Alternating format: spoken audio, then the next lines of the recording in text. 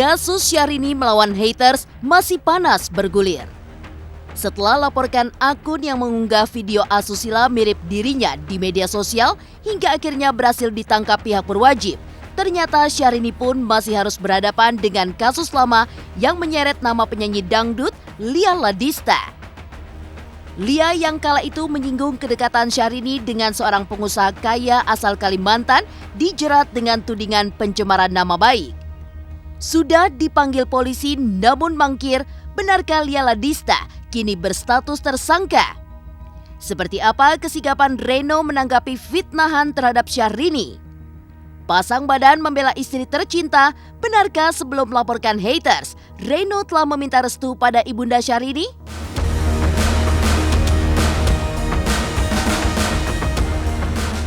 Munculnya video asusila mirip Syahrini yang diunggah di media sosial dipicu oleh curhatan seorang kakek tua asal Belanda. Curhatan yang menggiring opini publik tersebut rupanya juga telah mengundang amarah suami Syahrini.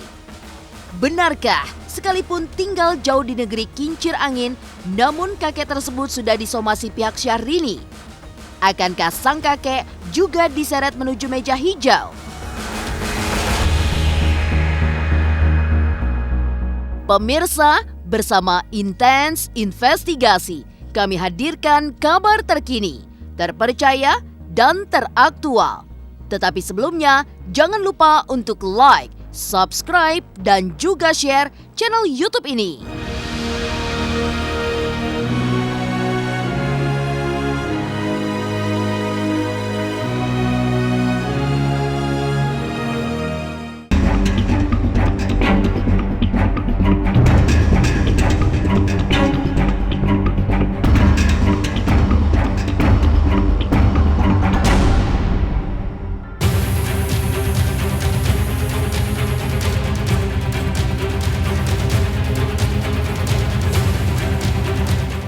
Jejak karir Syahrini di industri hiburan tanah air memang tak luput dari cercaan haters.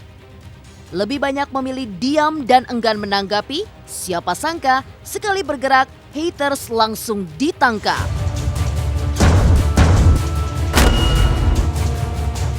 Pasca membuat laporan terkait penyebaran konten asusila mirip Syahrini pada 12 Mei lalu, polisi bergerak cepat mengejar pelaku yang mengunggah video tersebut di media sosial. Pelaku pun sudah berhasil diamankan di Polda Metro Jaya. Laporan yang dibuat memang atas kehendak suami Syahrini, Reno Barang. Pasang badan membela istri tercinta, benarkah sebelum melaporkan haters, Reno terlebih dahulu minta restu ke ibunda Syahrini? Semuanya saya laporkan sesuai dengan keinginan dari Bapak Reno Barang.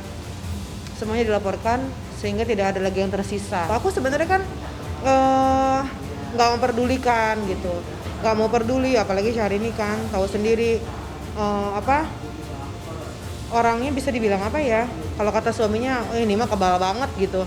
Dia nggak mau peduli soal apapun gitu, dia mau menata kehidupan yang baru dia sebagai istri kan begitu terus karena statementnya. Nah kemarin itu kebetulan memang sudah jalannya.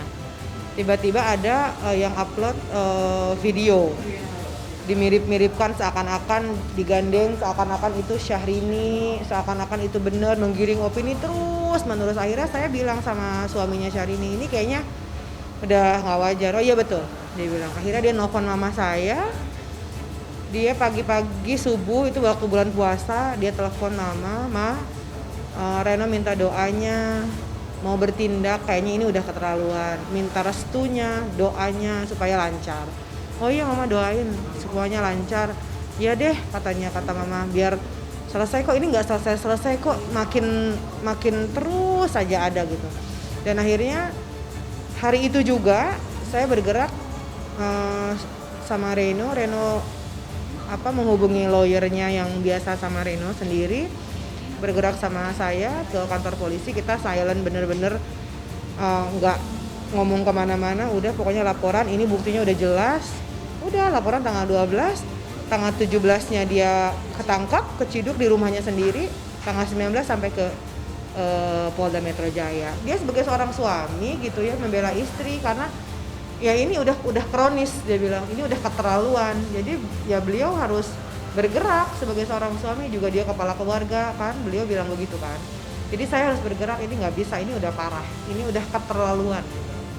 Akhirnya ya udah laporan.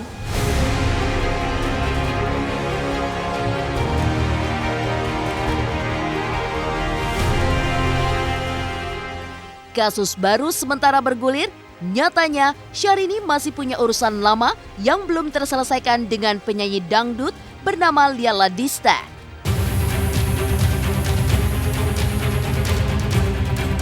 Kala itu Lia mengeluarkan celotehan yang menurut pihak Syahrini adalah pencemaran nama baik. Sudah dipanggil polisi tapi mangkir. Benarkah status Lia Ladista sudah naik menjadi tersangka? Tadi jadi kita dipanggil oleh penyidik, nah cuman diberitahukan. Jadi sebenarnya LP ini tidak berhenti ternyata. Semua sudah dipanggil para pihak-pihak terkait.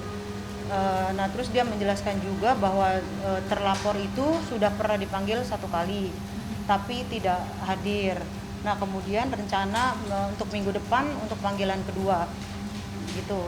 Jadi sebenarnya laporan ini tidak pernah berhenti, gitu penyidik. Jadi selama ini benar-benar berjalan gitu melakukan penyidikan. Karena terpotong PSBB sih ya sebenarnya, terpotong COVID kan dari bulan Februari mau ke Maret kan, seharusnya sih mungkin kemarin pas awal-awal tahun ya Mbak ya. Iya. Itu keterkaitan pencemaran nama baik. Saat itu kan kita melihat gitu, kok ini sebut nama sembarangan sekali gitu bicara. Saya konsul sama Bang Hotman, akhirnya oh ini bisa dilaporkan, ini udah mengandung unsur itu pencemaran nama baik. Akhirnya kita malam-malam ya Pak, iya. Saat itu sama Mbak Beni juga akhirnya kita lapor tanggal 19 Maret 2019.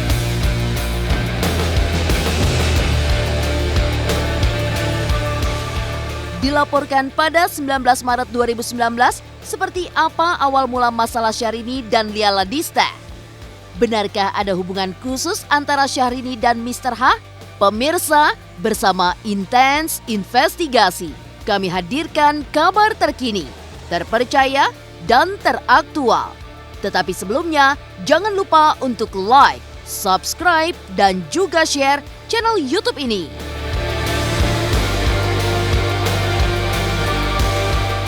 Assalamualaikum semuanya, jangan lupa saksikan Intens Investigasi 2 kali sehari.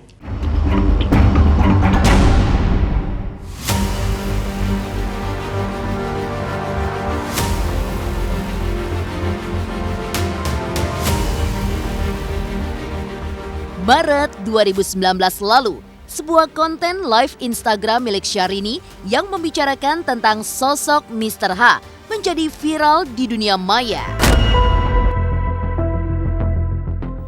Syahrini yang kala itu masih lajang langsung dihubung-hubungkan dengan sejumlah pria yang memiliki nama berawalan huruf H. Beberapa nama sempat keluar hingga akhirnya muncul penyanyi dangdut Lia Ladista yang berbicara seolah-olah kenal baik dengan sosok H yang dibicarakan Syahrini dan Aisyah Rani saat live Instagram. Siapa sangka sosok H yang kala itu dibicarakan Syahrini dan sang adik Aisyah Rani adalah sebuah proyek kerjasama perusahaan. Lantaran sudah kontrak kerjasama, maka Syahrini dan Aisyah Rani harus mengikuti prosedur yang telah ditentukan dan disepakati bersama. Salah satunya yakni menyebut nama perusahaan dengan inisial Mr. H demi mengundang rasa penasaran netizen. Saat itu kita punya video, kita tuh buat video saat itu bentuk kerjasama saya dengan satu perusahaan yang ingin namanya besar memakai jasa kami. Saya ada kontraknya, saya punya cerita kronologisnya seperti apa. Mungkin pemirsa nanti bisa lihat lagi.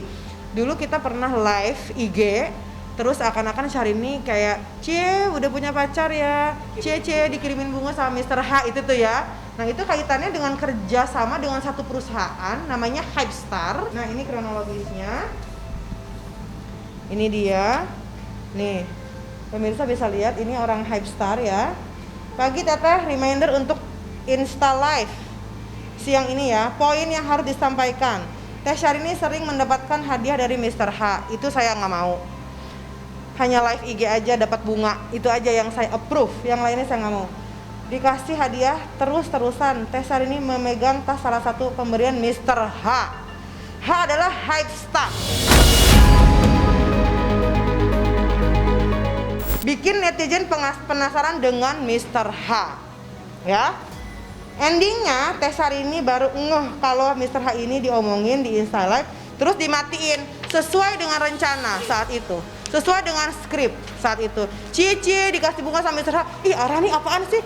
Itu adalah skrip yang dibuat oleh klien saya.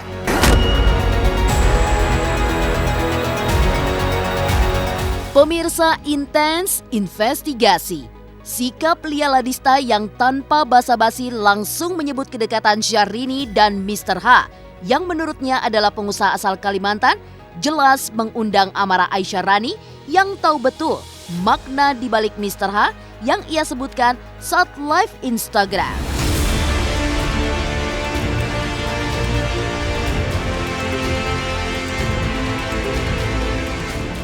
Amarah tersebutlah yang pada akhirnya mengantar laporan pada penyanyi dangdut tersebut ke kantor polisi.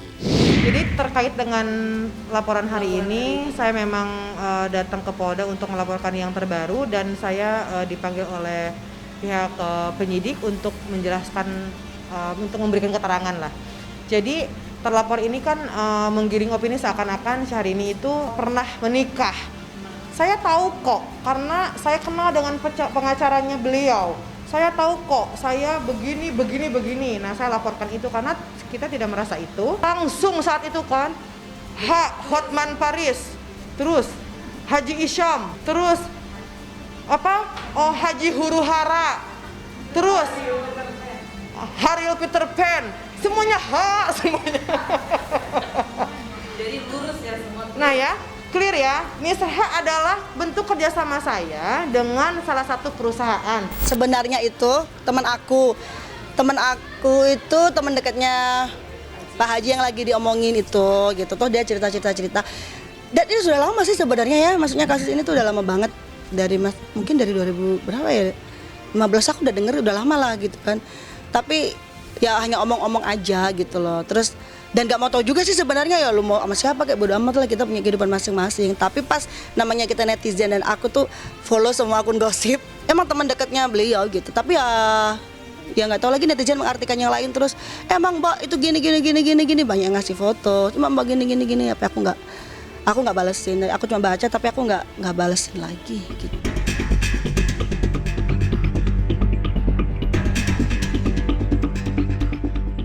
Lantas, bagaimana sikap Reno Barak terhadap seorang kakek tua asal Belanda yang menggiring opini negatif terhadap Syahrini? Benarkah selain disomasi, sang kakek juga akan diseret ke meja hijau?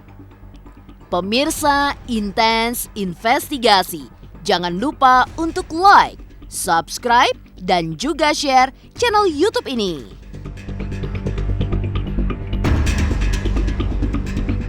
Hai pemirsa, jangan lupa untuk saksikan Intens Investigasi karena sekarang Intens tayang 2 kali sehari.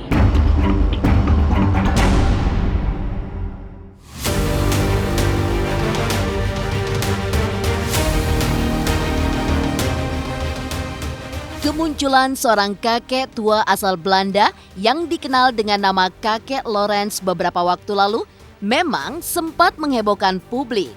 Pasalnya, kakek tua berusia 80 tahun tersebut menyinggung salah satu artis populer tanah air sembari mengeluarkan bukti-bukti kedekatan khusus dengan Syahrini yang sudah melalui proses edit. Jika sebelumnya sudah dibantah oleh sang sekretaris yang kala itu ikut Syahrini ke Belanda dan bertemu kakek Lorenz, maka kali ini semakin dipertegas oleh Aisyah Rani. Bantah semua ucapan sang kakek, Aisyah Rani pun menyesalkan semua fitnah tersebut harus terjadi di bulan puasa saat dirinya dan keluarga fokus beribadah. Of course enggak.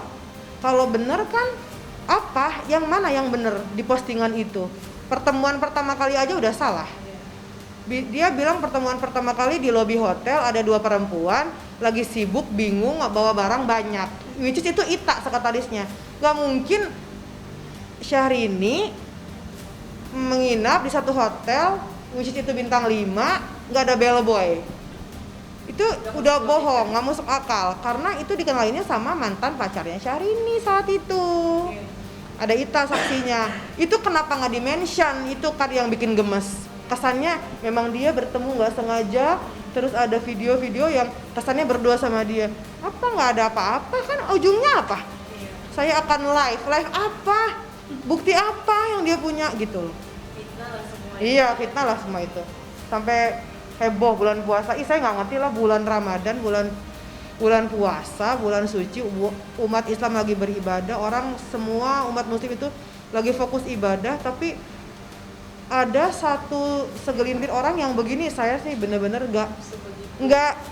nggak masuk akal saya gitu, nggak masuk ke akal saya aja. Hah? Ada ya yang begini?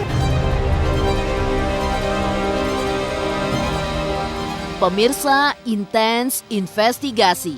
Kelakuan kakek Lawrence memang dianggap pihak Syahrini sudah kelewatan.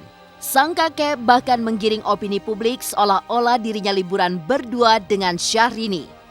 Padahal kenyataannya, liburan berdua yang diunggah sang kakek di media sosial terjadi bersama dengan sekretaris Syahrini, anak bahkan cucu Lawrence. Lantaran menebar fitnah serta mencemarkan nama baik Syahrini, Reno Barak pun mengerahkan pengacaranya di Belanda untuk mensomasi kakek Lawrence. Telah 2 kali disomasi, akankah pria berusia 80 tahun tersebut juga bakal diseret menuju meja hijau? Kakek tua ini sudah disomasi oleh lawyernya Pak Reno yang di Belanda. Ini udah somasi kedua, nanti seperti apa juga kita lagi tunggu prosesnya. Jadi yang kita keberatan adalah dia mengupload urusan pribadi seseorang di Instagram pribadi dia. Itu kan nggak boleh, itu yang kita nggak mau. Kalau dia mau posting apa terserah, mau bikin YouTube channel, mau bikin apa, jangan bawa-bawa nama orang lain. Itu yang keberatan, itu sebetulnya tujuannya. Tapi sekarang kan setelah somasi 2 kali sudah turun semua postingan tentang artis saya. Kita lihat perkembangannya kayak apa ya.